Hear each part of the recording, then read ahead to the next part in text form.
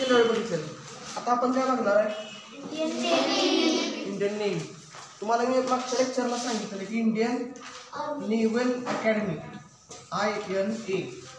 Okay, हे कुठं आहे लोकेशन? कुठं आहे?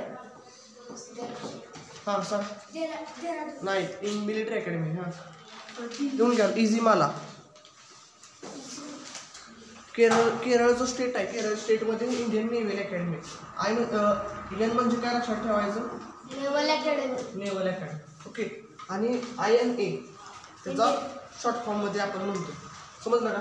लोकेशन सांगितलं तुम्हाला. आता आपण नेक्स्ट बघायचं इंडियन नेव्हीमध्ये रँक स्ट्रक्चर किंवा काय मोटो. इंडियन आर्मीचा मोटो जसं सर्व्हिस बिफोर सेल्फ होता, बरोबर का? सर्व्हिस बिफोर सेल्फ कशाचा होता? इंडियन आर्मीचा होता, मागच्या लेक्चरला बघितलं. तसं आता इंडियन नेव्हीचा मोटो काय आहे? वाचाय इथं लिहिले बघा, श न वरून म्हणजे काय? द गॉड ऑफ ओशन, म्हणजे जो समुद्राचा देवता आहे. Okay, the god of ocean auspicious on to us, म्हणजे आमची तो काय करेल? सेवा करेल, रक्षा करेल. कळलं का? ज्यावेळी इंडियन आर्मीचे मोठे मोठे जहाज समुद्रामध्ये जातात ऑपरेशनसाठी, काय काही 7-8 महिने बाहेर येत नाहीत. कळलं का? समुद्रामध्ये राहतात. जेवण खाणं सगळं काय असेल ते आत समुद्रात, सगळा कनेक्शन सुटलेला असतो. फोन बिन काय नसतो आत. का तर तुम्हाला माहिती आहे समुद्रामध्ये कुठं तर कायम चक्रीवादळ येत असतात किंवा हे येत असतात वादळ, किंवा तिथं कनेक्शन नसतो. जसं तुम्ही घाटामध्ये बघा, घाटामध्ये मोबाईल रेंज असते का? नाही, तसं समुद्रामध्ये असतं. म्हणून ते काय आहे? द गॉड ऑफ ओशन, समुद्राचा जो देवता आहे तो काय करेल? आमची रक्षा करेल. हे अर्थ आहे. कळलं का? श न वरून. आता नेव्ही डे जो आहे तो सेलिब्रेट कधी करतात विचारतात तुम्हाला? कधी? 4 डिसेंबरला. समजलं का? आता आर्मी डे आहे बघा 15 तारखेला, 15 जानेवारी. बरोबर, 15 जानेवारीला कधी असतो? आर्मी डे असतो. तसं नेव्हीचा एअरफोर्सचं सांगतो तुम्हाला. नेव्ही सांगितलं कधी असतो? 4 डिसेंबरला. जसं आपण मगाशी बघितलं बघा, आर्मीचे हेडक्वार्टर होते. साऊथ हेडक्वार्टर कुठं आहे? पुण्यामध्ये. आपण RMS ला गेलेलो, बरोबर. तसं आता नेव्हीची पण हेडक्वार्टर कमांड्स असतात काय, बरोबर. आता नेव्हीला 3च आहेत. जसं आर्मीला 7 होते, तसं नेव्हीला किती आहेत? 3. ईस्ट म्हणजे काय? पूर्व. ते कुठं आहे ईस्टचं? विशाखापट्टणम कुठं आहे? आंध्र प्रदेश. कुठं? अरुणाचल प्रदेश कोण म्हणणार? अरुणाचल प्रदेश कुठं आहे? माकडा इथं आंध्र प्रदेश आहे. कळलं का? विशाखापट्टणम कुठं आहे? आंध्र प्रदेशमध्ये. त्याच्यानंतर साऊथ कमांड. साऊथ कुठं आहे? कोची कुठं आहे? बरोबर, केरळमध्ये. त्याच्यानंतर वेस्ट मुंबईमध्ये, महाराष्ट्रामध्ये. त्यानंतर रँक बघूया आता.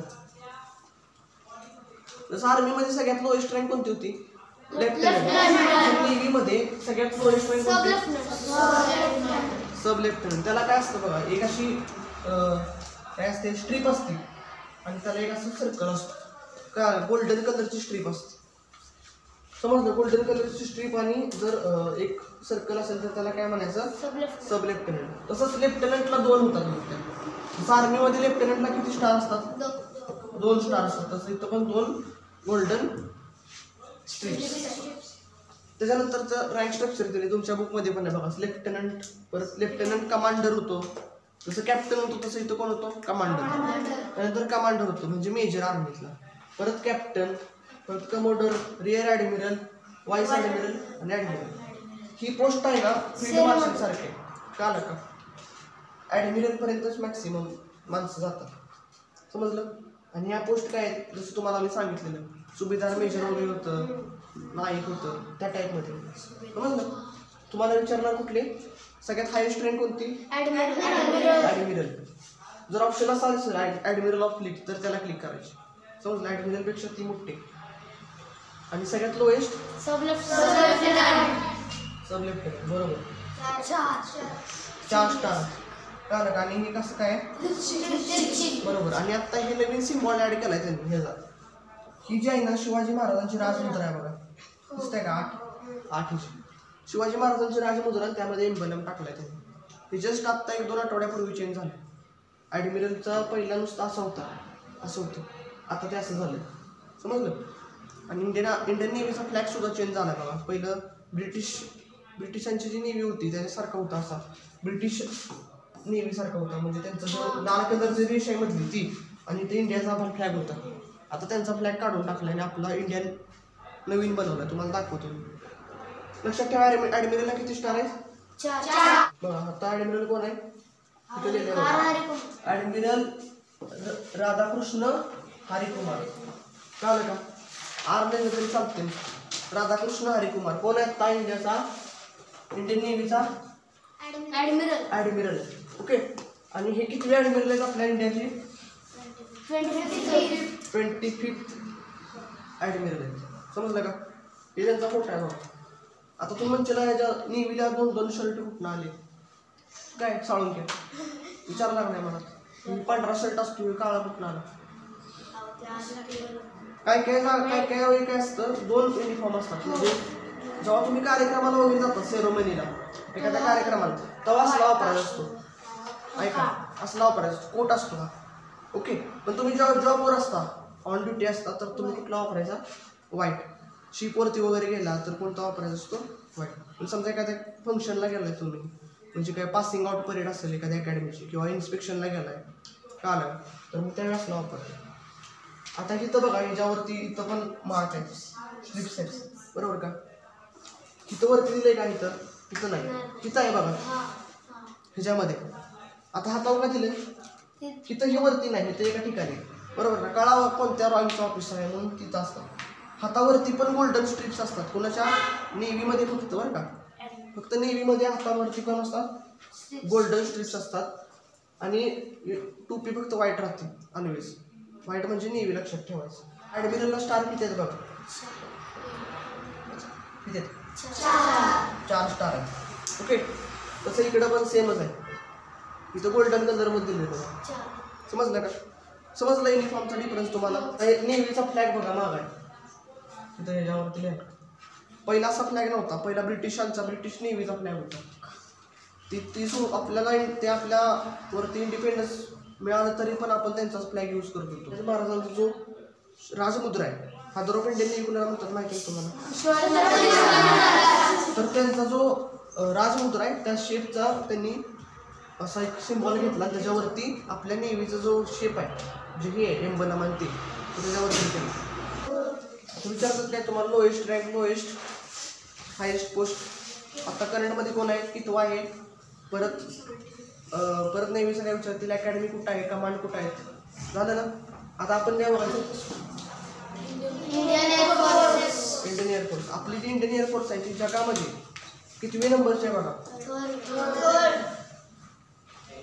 3rd strongest air force. म्हणजे सगळ्यात जी जगामध्ये 3 एअरफोर्स आहे स्ट्रॉंग, त्यामध्ये आपल्या इंडियाचा नंबर. पहिली अमेरिका असेल, दुसरी रशिया असेल, तिसरी इंडिया आहे. समजलं का? एवढी इंडियन एअरफोर्स स्ट्रॉंग आहे आपली. आता ह्याच्यामध्ये पण ऑफिसर विचारतील तुम्हाला, म्हणजे लोएस्ट ऑफिसर कोणता? तर ह्याला लक्षात ठेवायचं. फ्लाइंग ऑफिसर म्हणजे सगळ्यात लोएस्ट रँक आहे इंडियन एअरफोर्समध्ये. आता हे काय तुम्ही म्हणणार फ्लाईट कॅडेट म्हणजे काय? सर, ज्या म्हणजे जसं आपण एक्झाम क्रॅक केल्यावर हां बरोबर, ट्रेनिंग जेव्हा चालू असतं तुमचं तेव्हा ट्रेनिंगमध्ये तुम्हाला युनिफॉर्म असते, तर तुम्हाला ते देतात कॅडेट म्हणजे विद्यार्थी तुम्ही. कळलं का?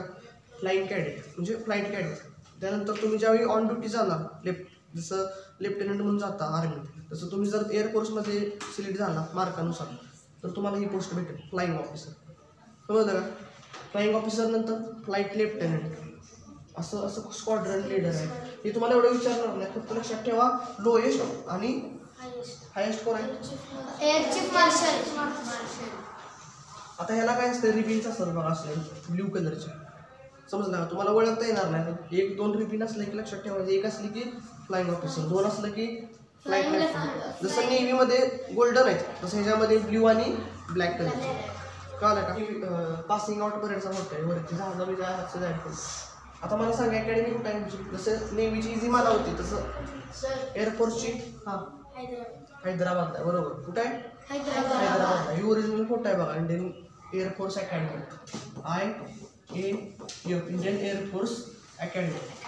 समजलं कुठं आहे? हैदराबाद. इम्पॉर्टंट क्वेश्चन आहे, तुमच्या एक्झामला आलेला असेल एखाद्या वेळेस सोबत. जसं मगाशी होतं इंडियन नेव्हीचं श न वरून, तसं एअरफोर्सचं काय दीप्तम. समजलं. इंग्लिशमध्ये काय त्याचा मिनिंग मी सांगतो तुम्हाला. हां, touch the sky with glory असं आहे. मध्य इंडियामध्ये कुठं आहे? प्रयागराज कुठं आहे? उत्तर प्रदेश. ती तिकडेच घेऊ नका, कमांडर कोण आहे वगैरे. ईस्ट म्हणजे पूर्व. कोण आहे ईस्टला? मेघालय. साऊथ तिरुअनंतपुरम. हे नका लिहू. बरं हे लिहा साऊथ वेस्ट. साऊथ वेस्ट कुठं आहे? वेस्ट हे नका लिहू. ट्रेनिंग सेंटर वगैरे पुण्यामध्ये पण आहे. तसं नेव्हीचा ॲडमिरल होता कोण? आर हरिकुमार. तसं एअरफोर्समध्ये कोण असतो? Air chief marshal. आता एअर चीफ मार्शल कोण आहे मग? विवेक राम चौधरी. बरोबर. तो कोण आहे आता? Air chief marshal. बघा त्यांचा युनिफॉर्म आहे. एअरफोर्समध्ये ब्ल्यू कलरचा युनिफॉर्म असतो, पण तुम्हाला मी सांगितलं मी कधी वापरतात फोटो वगैरे असलं. आता जसं नेव्हीचं याला गोल्डन होतं तसं ह्याला पण आहे बघा, ब्ल्यू आणि ब्लॅक आहेत का? तर हे पण ओळखता येतं. आता जो एअर चीफ मार्शल आहे त्याला पण किती स्टार असणार आहेत? 4. जनरलला पण किती असतात? 4. सगळ्यांना 4 असतात. 5 स्टार फक्त कोणाला असतात? फील्ड मार्शल किंवा ॲडमिरल ऑफ द फ्लीट किंवा ह्याच्यामध्ये टॉपचा त्याला मार्शल ऑफ एअरफोर्स. कळलं का? यांनाच 5 स्टार. बाकी सगळ्यांना स्टार 4 स्टार असतात. आणि एअरफोर्सचं तर तुम्ही वरनं विमान वगैरे गेलं तर ते कसं ओळखायचं सांगतो. विमानावरती असला एक सिम्बॉल असतो. हे जर बघितलं तुम्ही तर लक्षात ठेवायचं एअरफोर्सचं इंडियन एअरफोर्स विमान. कारण जर तुम्ही टाउन मध्ये पण असेल किंवा जर तुम्ही ग्रीनिश हेलिकॉप्टर बघितलं तर ते आर्मीच असतं. तुम्हाला आर्मी लिहिलेलं असतं रेडमध्ये किंवा असा मार्क असतो आर्मीचं. बघितलं लोगो. पण हे लक्षात ठेवा इंडियन एअरफोर्स असं काल केशरी पांढरा आणि हिरवा असं काही. इंडियन एअरफोर्स अकॅडमी कुठं आहे? हैदराबादला. तो फोटो बघितला त्याचबरोबर हे बघा. आता हे बघा इथं काय आहे? हा फ्लाइंग कॅडेट दिसतंय. पण इथं बघा काय झालं? काढलं. काय झालं? फ्लाइंग ऑफिसर झाला त्याचा. कळालं का? म्हणजे वरती एक नाही तुम्हाला ट्रेनिंग मध्ये असलं एक देतात ते लावायला. तेव्हा तुम्ही कॅडेट असता आणि तुमची ट्रेनिंग पास होती तेव्हा असं प्रेसिडेंट किंवा घरच्यांकडनं तुम्हाला ते काढतात आणि तुम्हाला मग ओरिजिनल रँक भेटते. आर्मी फायटर प्लेन्स तर ते सांगतात. विचारतील तुम्हाला मिग 35 नाव फक्त लक्षात ठेवा. कळालं का? मिग 35 बघा ते कितीच्या स्पीडने पळू शकते बघा. 2400 किलोमीटर पर आवर. 100च्या स्पीडने जर गाडीमध्ये असलो आपण तरी म्हणतो किती स्पीड आहे. 2 व्हीलरवरून बघा. आणि ही कितीच्या स्पीडने जाते बघा. तिथे गेलेलं पण कळणार नाही. मी सांगतो तुम्हाला. इंडियामध्ये तुम्हाला विचारते की मेड इन इंडिया कुठला आहे तर काय लक्षात ठेवायचं? तेजस. कळलं का? तेजसवरती मूवी पण निघाला. HAL म्हणजे हिंदुस्तान एरोनॉटिकल लिमिटेड. त्यांनी बनवलेलं विमान आहे. कुणी? काय? तेजस.